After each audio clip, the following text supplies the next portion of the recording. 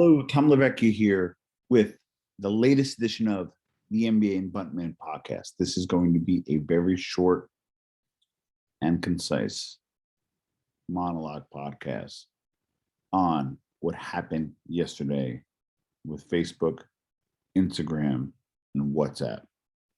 And to give you a quick background for those who do not regularly watch the show, I'm a digital marketer. We buy a ton of space on Facebook and the related networks. We also do a lot with Google. I'm going to be the first to tell you, whether you own a business, forget about the social aspect. Everybody's going crazy yesterday about not being able to upload, not being able to view stuff, not being able to check things out.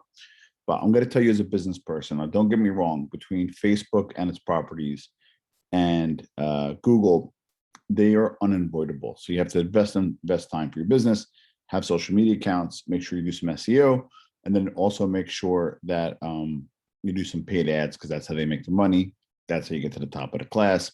And then that's how you acquire clients. So nobody's getting away from that. It's not a big conspiracy, right? However, if you are relying your business, getting clients, making money, and being profitable, if you are solely relying on Facebook, Instagram, and the likes, as well as Google, you're in big trouble. And yesterday was a big sign of that. So just imagine you had a big product launch yesterday. You had your influencers lined up. You had a big budget ready. You're having a certain promotion, or even for a local coffee shop at the grand opening.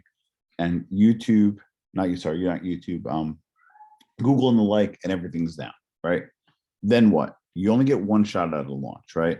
I don't mean to be over dramatic, but the truth of the matter is we become so reliant on these networks for a business that we're at the mercy of them, right? So that defeats the purpose of going in your own business, right?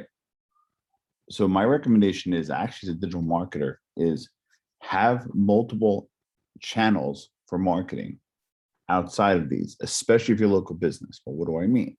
Number one, hook up with a local magazine. In New Jersey, we own New Jersey Digest. So we're seeing a big uptick in ad space because people can always rely on these networks, right? Number two, what about outdoor, good old-fashioned billboards, bus signage, and so forth? Word of mouth marketing. Treat your customers well, ask them for a referral program. My point being is, no matter what business you're in, yesterday was an eye-opener as to stop relying on Facebook and its properties. Although Google did not have a challenge yesterday, it's a big eye-opener for Google. Just imagine if Google was down yesterday. Or just imagine if Google has your information and they decide whether you rank first, second, third, fourth. Again, not have control over your business. So just a quick reminder that A, do not rely on these platforms to get business. Number two, look for alternative outlets in order to promote your business. Again, just some examples. Could be outdoor advertising. There's OTT advertising if you want to get on TV. I could talk about that in a separate video. There's good old-fashioned word of mouth. Believe it or not, there's Apple search, right? Then Apple local gets 900 million views a year, 900 million views.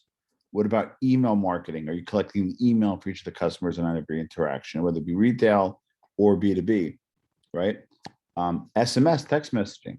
So my point being is, what's critical is for you to engage your customers in the way they want to engage with you. And people always assume that you kind of get funneled or bottlenecked into social media and into Google. What I'm telling you now is, don't rely on Facebook and Google to grow your business. If you do, you're going to be in a lot of trouble. So I'm going to probably do a follow-up video to this to expound on it. I just wanted to jump on and check out our other show, NBA and Buttman, if you're into business topics, especially as they relate to organized crime. That's with my co-host, John Panisi. And stay tuned. Make sure you subscribe below to the New Theory podcast. Thank you.